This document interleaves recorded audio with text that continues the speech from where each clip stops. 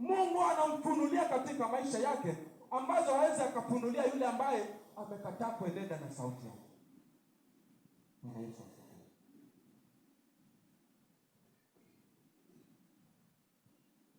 Favors tofauti ambazo Mungu anaachilia kwa mtu ambaye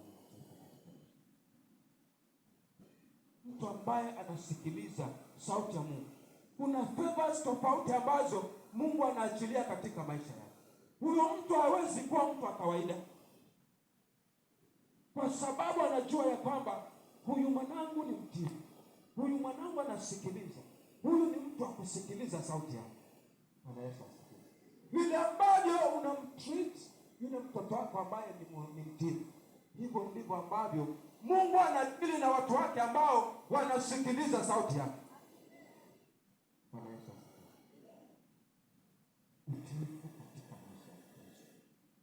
Utiifu katika kila hatua ya maisha.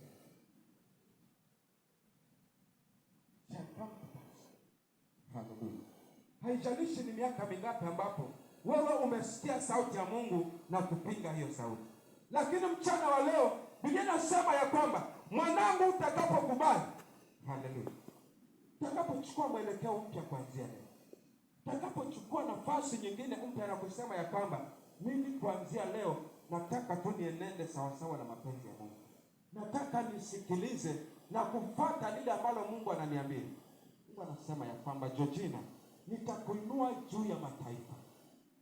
Haleluya.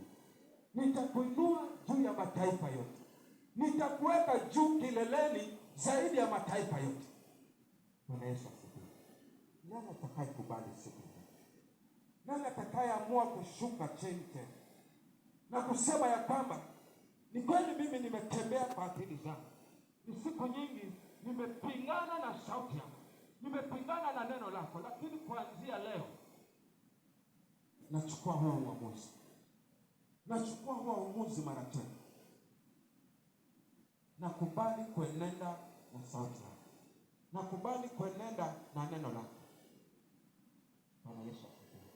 Huyo mtu maisha yake hayatabaki jinsi. Huyo mtu mambo yake hayatakuwa ya kung'ang'ana. Huyo mtu mambo yake yatakuwa mambo mengine tofauti sana. Hali yake haitakuwa jinsi ilivyo. Bwana Yesu asifiwe. Kuvaa kwako hakutakuwa jinsi unavyovaa hivi sasa. Haleluya. Kuna kwako ile lishe yako, haleluya, menu yako itaanza kubadilika tu kirahisi. Haleluya. Maana umekubali kusikia tu sauti ya Mungu. Kitabu kile cha Malaki kinasema ya kwamba nijaribu tu kwa hili, nijaribu tu kwa hili. Haleluya. Uone kama sitafungua madirisha ya mbinguni, uone kama sitafungua madirisha ya kila upande. Bwana Yesu asifiwe. Uone kama sitakumwagia baraka, uone kama sitakuinua kiwango kingine tofauti. Bwana Yesu asifiwe. Wapendwa, tunateseka kwa sababu ya kuwa tumekataa kusikiliza sauti ya Mungu. Mungu mchana wa leo ametaka tu tukumbusha mara tatu, akatukumbusha mara tatu ya kwamba mwanangu, utakapokubali kuenenda na sauti yako, utakapokubali kuenenda sawasawa na neno lako, utakapokubali kusikiliza sauti yako, basi maisha yako hayatabaki jinsi yako. Maisha yako hayatabaki jinsi yako. Haleluya.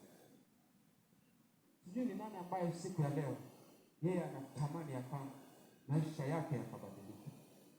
Sijui ni nani anatamani ya kwamba maisha yake yakachukua mkondo mwingine mpya.